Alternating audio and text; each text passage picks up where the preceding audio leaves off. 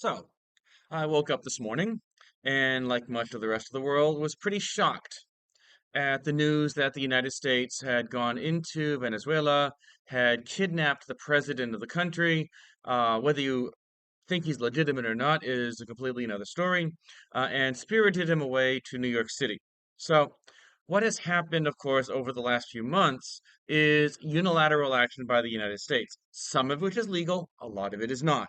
So, the United States had sanctions on Venezuela, unilateral sanctions, but sanctions that were pretty targeted towards the regime. Now, things like financial and asset freezers, things like sanctions on oil, visa and travel restrictions on leaders and supporters of the regime, of course, sanctions on the Cartel of the Suns, which is perfectly legitimate. Unilateral sanctions themselves are of questionable legality, but they were of such a targeted nature that it would be hard to argue that a state does not have the right to at least decide who it's going to trade with.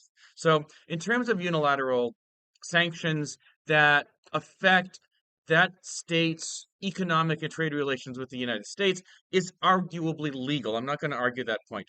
So, here's the thing. Why did the United States do them? Well, one was the United States claimed national security and anti-terror issues.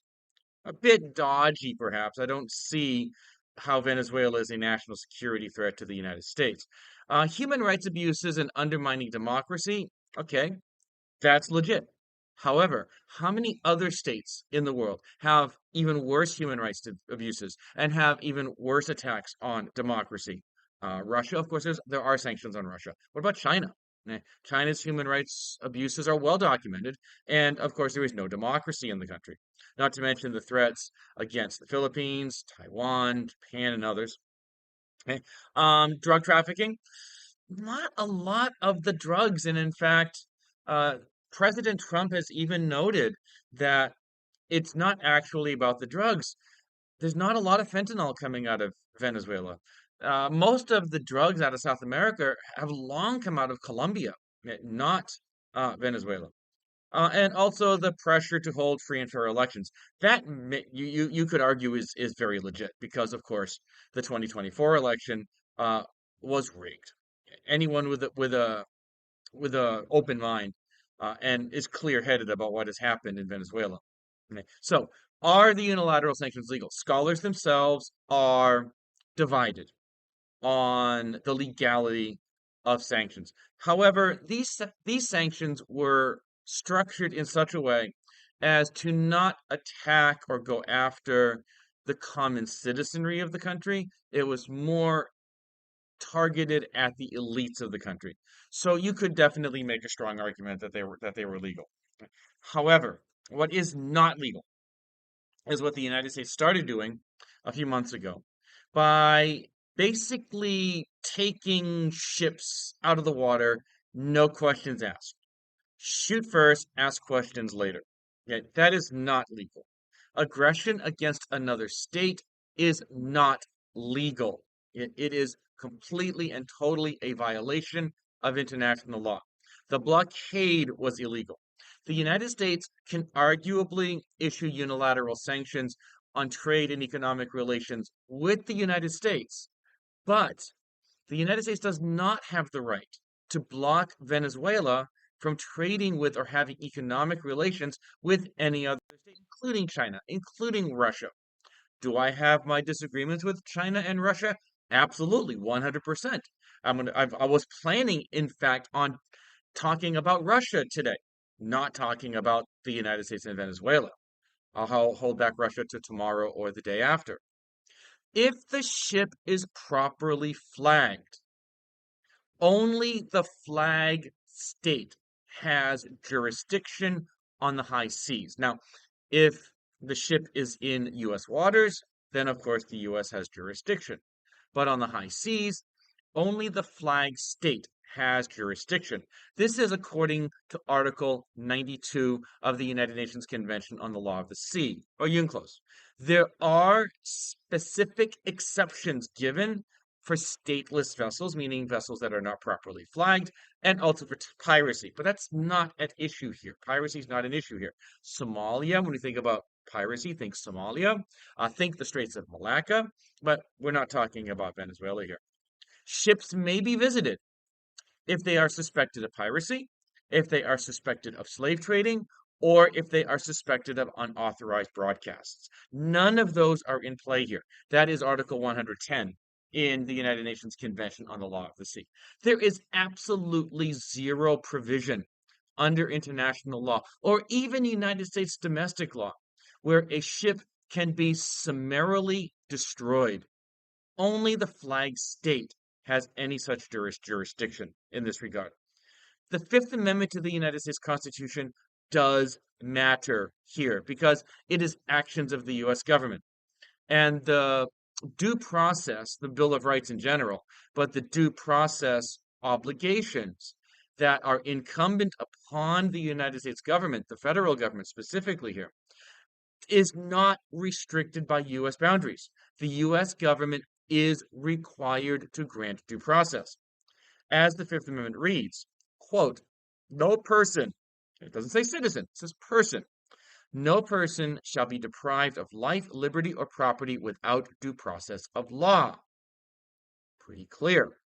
Summarily destroying a ship, extrajudicial killing, is a clear violation. The United States government is bound by those restrictions. It doesn't matter whether you're on the territory of the United States or you are not.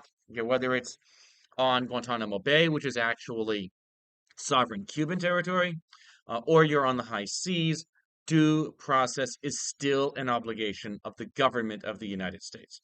The U.S. destructions of the boats and the extrajudicial killings of their crews is a clear violation of both the United States Constitution and international law. There was a court case, the United States versus Davis in 1990. In that case, it was stated that if there is a nexus to the United States, and the Trump administration is claiming that there is a nexus, he's claiming, though he hasn't really given a lot of evidence, and looking at these votes, it seems far-fetched, but he's claiming that they are running drugs into the United States. There has been no evidence, and even so, due process is still required. This is incumbent upon the United States government under the US Constitution, and this was clarified and emphasized by the court in the case United States versus Davis, 1990. The United States then last night went ahead and literally invaded Venezuela and kidnapped the president of the country. Now, I am no fan of Nicolas Maduro. I think he is a thug. I think he is a dictator. I think he rigged the last election. This is the general consensus of much of the international community. Edmundo Gonzalez won the election. He won a clear, overwhelming majority, and Maduro stole it. Okay? Plain stole it. However, this is not the affair of the United States of America or any other outside party. This is an internal affair of Venezuela. Can the United States impose sanctions, as have been mentioned earlier? Probably yes, arguably yes. Now, are there Venezuelans who are celebrating both inside Venezuela and the diaspora, easy for me to say, the diaspora outside of Venezuela? Absolutely. Are there people who are supporters of the Maduro regime who are cowering in fear right now? Absolutely. Regardless, as much as I applaud and even support the result of getting rid of Maduro, because Maduro deserves to be gone, the fact that it was done in the way that it was by the United States and outside power is a violation of Venezuelan sovereignty, and it's a violation of the United Nations Charter. The United Nations Charter, Article 2, Paragraph 4, very clearly states, quote, all members, last I checked, the United States is a member, all members shall refrain in their international relations from the threat or use of force against the territorial integrity or political independence of any other state. It doesn't say any other member state, though of course Venezuela is a member state. It says any other state. Now, have I been critical of China doing this? Well, yes, you can just look at my previous videos. I've been very critical of China doing this. I was going to be critical of Russia today. I'll shelve that for another day because this is, of course, much more pressing. But what the United States has done is dangerous. It's dangerous to American citizens living overseas. It's dangerous to many of our allies, smaller states that are near Russia, near China, that could potentially be vulnerable to this type of extraction, a targeted extraction of a head of state or a head of government, in this case, both, as I understand the Venezuelan system. Most American republics are federal republics. And so, in a federal democracy, in a federal uh, presidential democracy. Okay, clarify that. In a federal presidential democracy, typically the president is both the head of government and head of state, regardless. Okay. This is a clear violation of Venezuela's sovereign rights and a clear violation of international law. Does this make me a supporter of Maduro? Absolutely not. He's a monster. He should have been gone long ago. But that is incumbent upon the people of the independent Bolivarian Republic of Venezuela, not the United States of America.